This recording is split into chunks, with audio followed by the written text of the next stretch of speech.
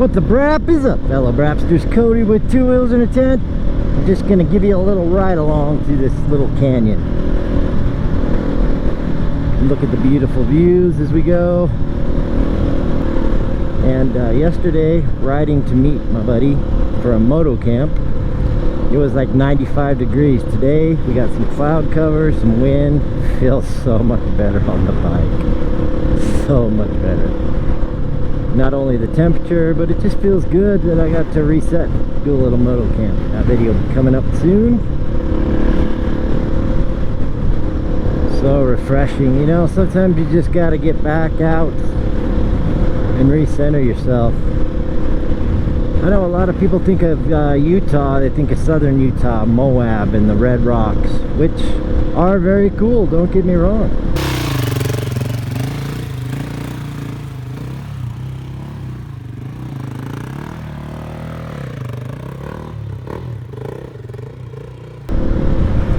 But there is so much more to Utah than just the Red Rocks and Moab area.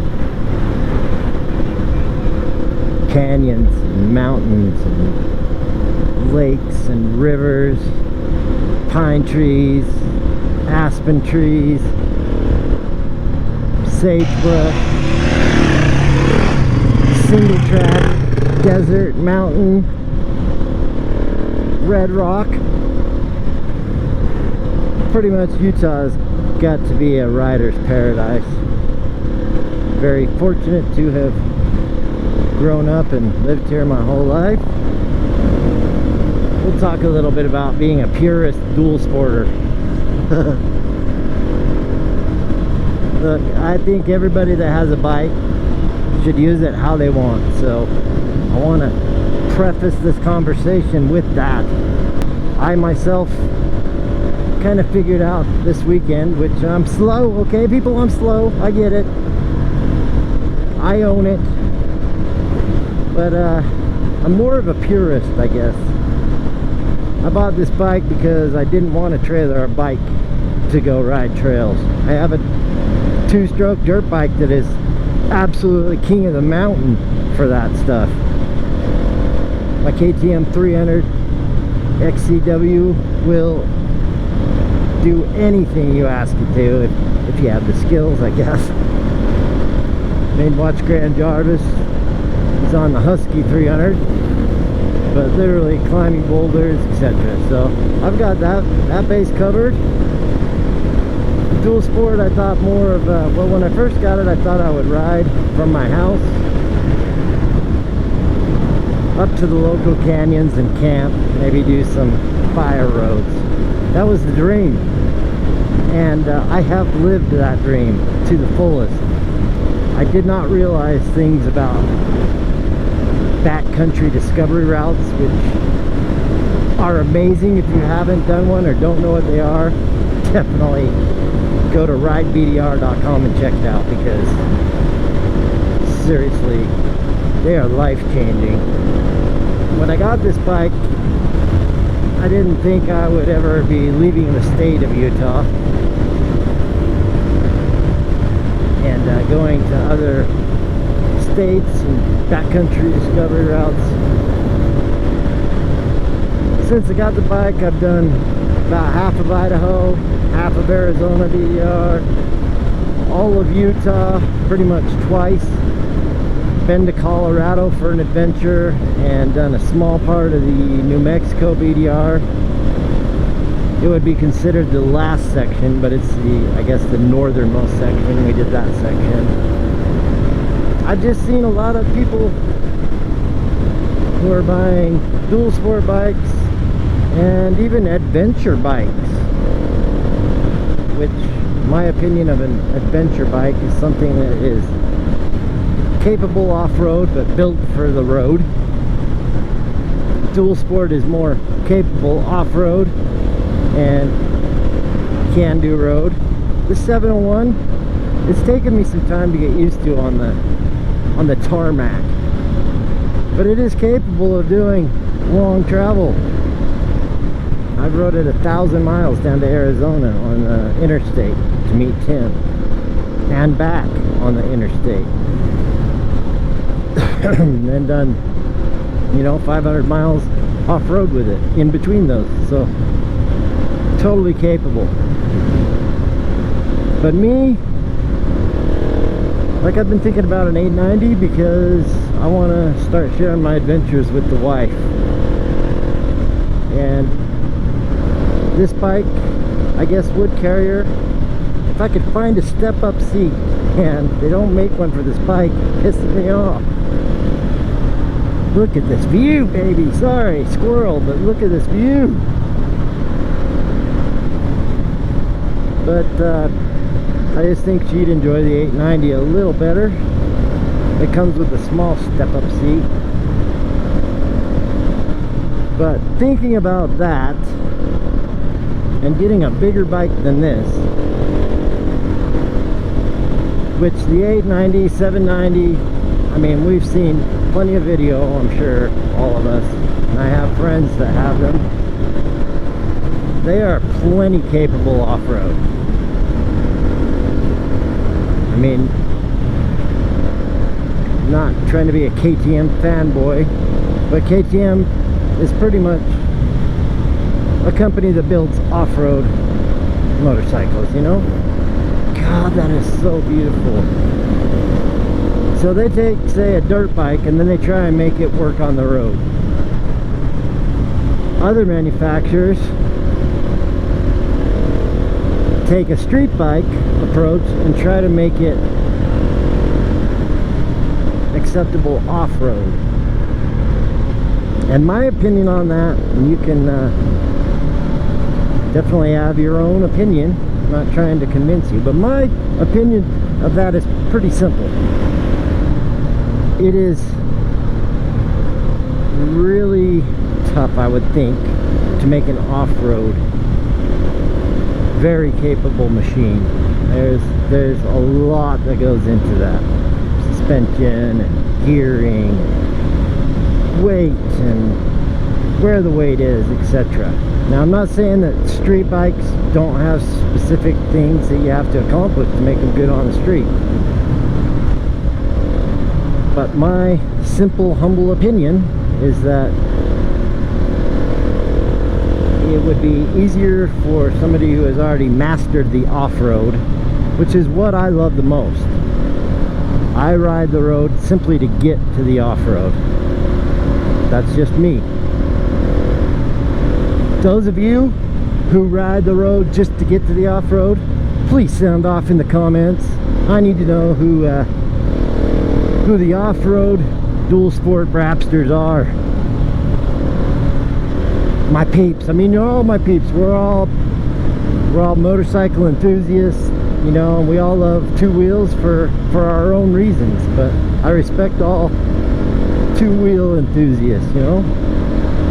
Hell, I even wave at the Vespas when they go by. Most of the time because I can't see good enough to tell if it's a motorcycle or a Vespa by the time we get to it. I don't know if it's a Vespa, but you know, the little, they remind me of Devo mopeds. But you know what? They're two wheels. You're out in the elements, feeling the wind on two wheels. You gotta keep that shit balanced. So I respect them all. But I am an off-road first, 100%. Love the off-road. Not saying I don't enjoy the road, but what makes me excited about motorcycling is getting off-road. And when I say off-road, I don't mean just fire roads. Man, this is a beautiful, beautiful, beautiful area. So gorgeous. I mean, I wanna brap over rocks and, you know. Woo!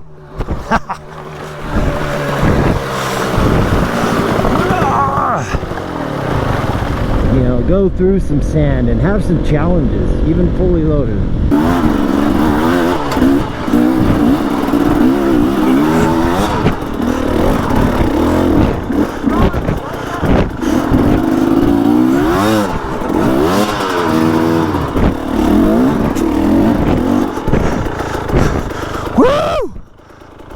Holy cow! Make it? Yeah! I won't get too crazy, even though sometimes I do. But that's just kind of what makes my heart pump for motorcycles.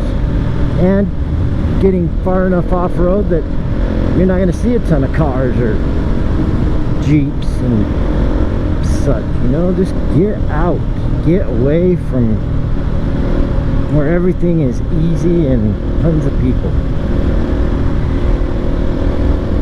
The point being, what I've decided for myself is the best way to pick a bike is to know thyself. There are a lot of multi-tools. I call this bike a multi-tool. It will do the off-road. This bike will do almost anything that you are courageous and skilled enough to ask of it off-road. On-road, it's no Goldwing, but it is perfectly capable as well. And tire choice makes a big difference. But the point being, know thyself. Are you primarily off-road? Do you want to just be off-road? Or like me, do you just ride the highway and stuff to get to a cool off-road area? That's going to help you narrow down what type of bike to get that's best for you, because there's no best bike for everyone. So if you only want to do off-road and you're going to trailer a bike,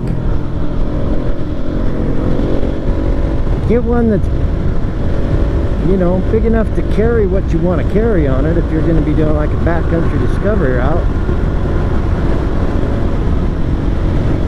you want one that's subframe or whatever, can handle carrying luggage, but don't go too big. It's off-road, lighter, and off-road suspension, things like that, make a huge difference. Huge. So if you're going to trailer it, I mean, if I was going to do a BDR and trailer my bike, my thought is, why would I not just plate my 300, which is a 2-stroke? And I know that sounds a little crazy, but it is plateable, and do a BDR on the bike that I am the most capable on. You know, if you're going to trailer it, go small. Then you can tackle all the expert sections. I mean, people do it on the big 1200s. You can do whatever. But if you're going to trailer your bike to all the BDRs, why buy an 1100, 1200, especially one that's totally street capable? And I was getting frustrated about that. I was like, what the hell, posers? But then, hold on, don't get upset, don't hang up yet. Then I tried to see it from their side, and you know what? A lot of those people, those are expensive bikes. I'm a broke ass doing adventures that I have no business doing. I make them happen somehow. But if you've got a $20,000 bike, you know, expensive motorcycle, say, let's just say a GS 1250 or whatever the current model is here, okay? Most people, I assume, which could be a mistake, but most people, you know, get a $20,000-$25,000 bike. By the time you're done putting light, whatever, expensive, are going to be making payments on that for quite a while, which means they have to make money. So instead of laughing at them for trailering it on a bike, like I know Tim's done the United States multiple times on his BMWs, they're perfectly capable. So why would you trailer it? Well, reality kind of set in, and they probably have to work to pay for those. Maybe they got families. It could come down to a time thing. I don't know how you guys travel, but say I hop in my truck and go to a state that's 12 hours drive time away. If I do that in my truck, I can make it in between 11 and 13, 14 hours with stops. I do that on a bike, it's probably going to take me 2 days. I'm about half the time. I need to get off the bike occasionally. It's not like sitting in an air-conditioned or a heated truck or car. And I squirrel out a bit. Plus, it's very rare that you'll see me doing 95 on the 701. Is it capable? Yeah, I did it the other day. It doesn't feel like it belongs there to me. So, you know, I'm not judging anybody, and I'm trying to understand, but I did find that I am more of a purist. I'm not a 100% purist. If, you know, if I'm going, well, I'm going back east next year to see Chappie and do both BDRs. Supposed to do that in like a couple weeks, and life just decided to give me some different plans. I don't know what those bikes were, but those look fun. And the purist in me, you know, says ride your bike. The reality in me says, if somebody says, hey, I'll load up your bike and we can ride in a nice truck or van all the way there, and then your fresh start on day one, I would totally take that up. Anyway, those are just my thoughts. We're back to the city now. Nothing too spectacular here. Thanks for hanging with me, listening to me rant and ride, ramble on, peoples. Anyway, leave in the comments kind of what your thoughts are on trailer and bikes, especially ones that are perfectly road capable. And leave me a brap in the comments if you are one of the people who just rides the roads just to get to the off-road. Because I can't be alone. I can't be the only one. Nothing against the people that love road riding. That can be fun as well. But anyway, that's my rant and ride for the day. Hope you enjoyed it. Hope you're staying safe and enjoying some adventure. Until next time. GoPro, stop recording.